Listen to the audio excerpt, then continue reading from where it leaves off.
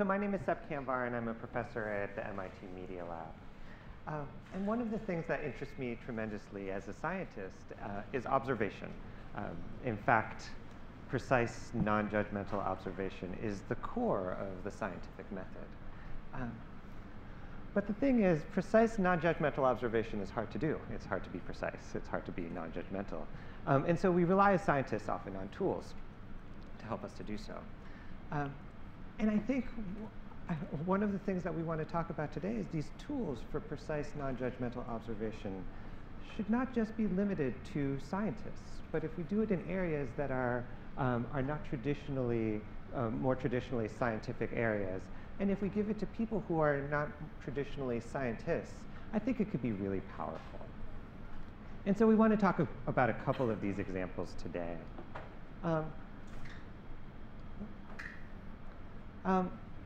And the first example that I want to talk about is education. In my lab, one of the things that we've done is we've created an open source model of school, a shopfront one-room Montessori classroom. And these schools are called Wildflower Schools, and we use them as a platform for learning more about children and learning more about education. They're lab schools.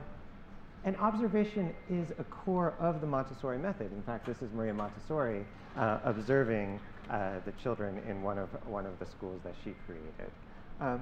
And in Montessori, a teacher observes, understands what's happening with each child, and then adjusts the environment in order to make the environment more conducive for the child's learning. And the same thing happens very much today in Montessori classrooms. So the teacher is constantly observing the classroom and deciding when to introduce a new presentation to an individual child, when to bring out a new lesson into the classroom itself.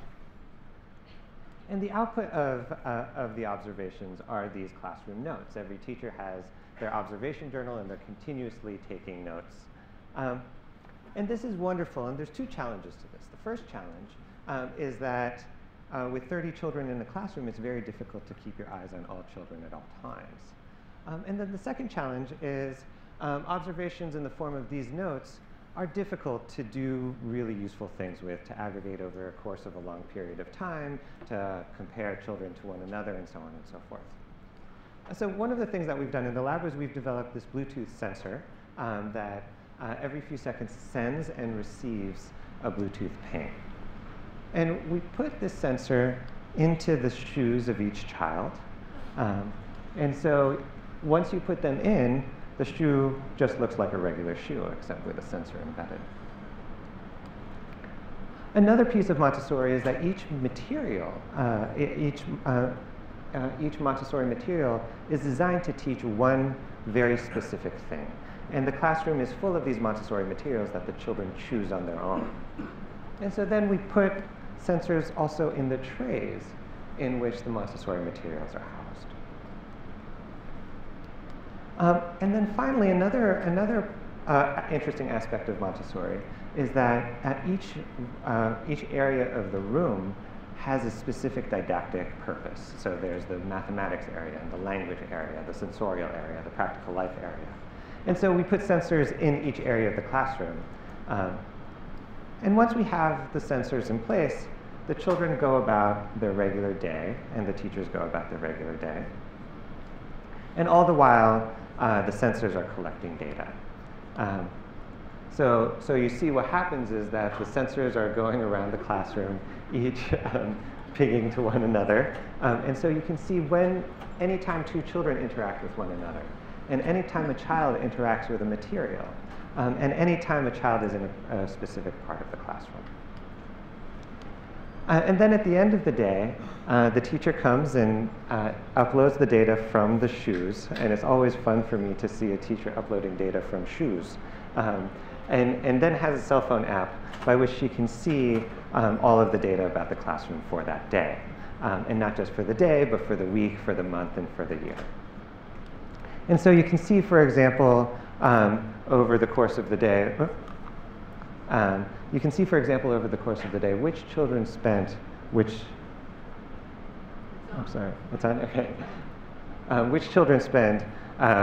how much time a day in the mathematics area, which children spent it in the practical life area, which children spent it in the language area. You could also take a look at each child and how much time they spent on each lesson over the course of the day, the week, the month, and the year. And since each lesson both teaches a very specific thing, but also is part of a broader curriculum area, we can tell how much each child is spending on each curriculum area as compared to the other children in the classroom. And then finally, we can take a look at how much time the teachers are spending with each child. The teacher can look at how much time they're spending with each child and how much time children are spending with one another.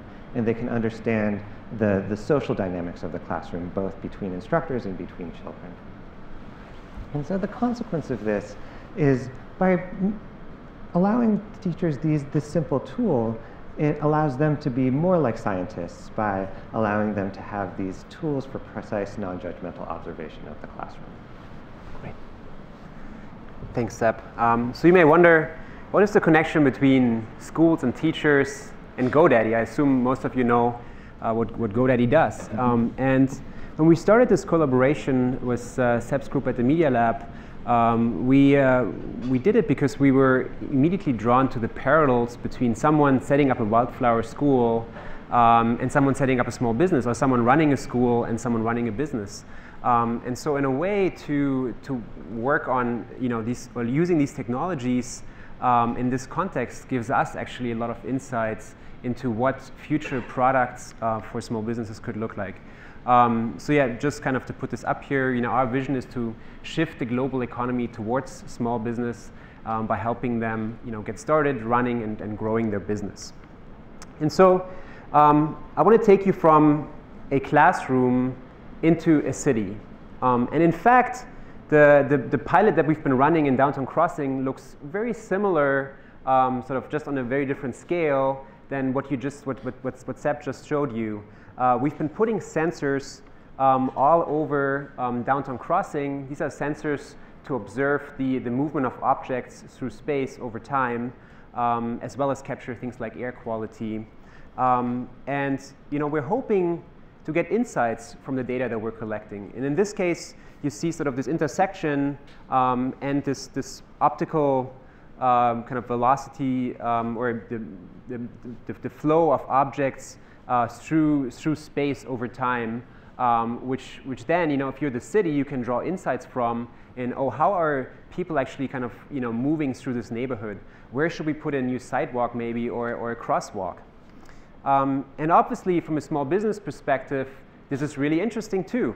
We were working with one small business who suddenly had a bunch of scaffolding show up, one day, and it really impacted, their business, obviously. And so these are things that happen, and oftentimes they don't come with warning. And to kind of just surface this data and make it available to all the stakeholders, the city, the small businesses, can really start a conversation, for these kind of scenarios. But also, it can start bringing intelligence to small businesses about almost like real-world analytics, the way we're all familiar with web analytics. I know who is coming to my website and where they're coming from, but in the real world, for a small business, they don't know that. And obviously, just to mention the privacy side, people ask about privacy when they see this immediately. This is really just tracking objects moving through space through a neighborhood.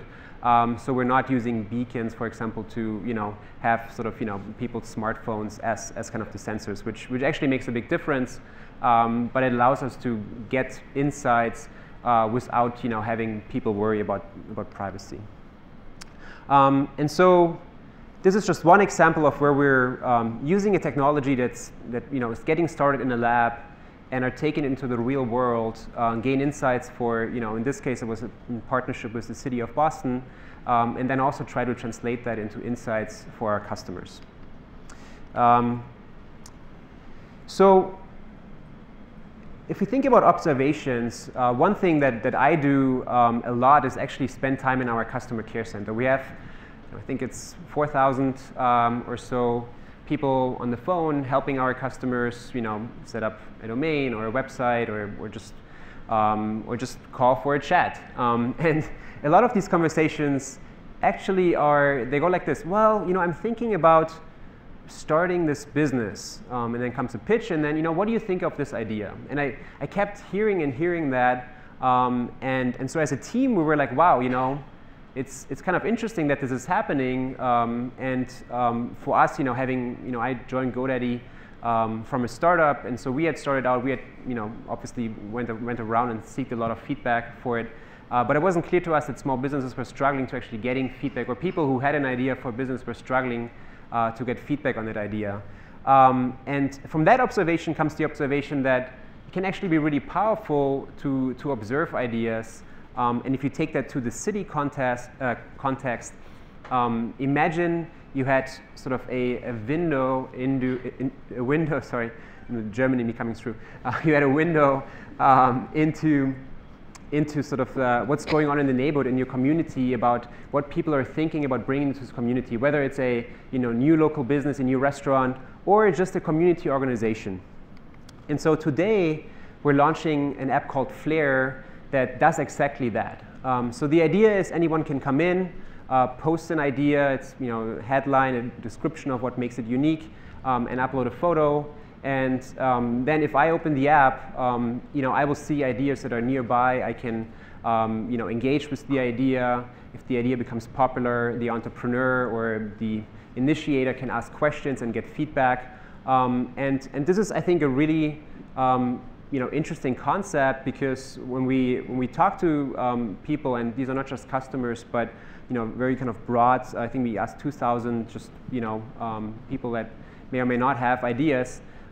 It turns out that most people actually have ideas for businesses, and over half of them are somewhat sad that they didn't pursue them because they weren't able to take that next step.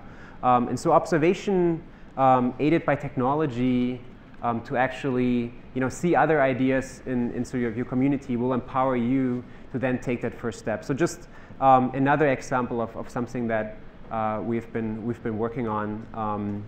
So yeah, with that, I think we're out of time.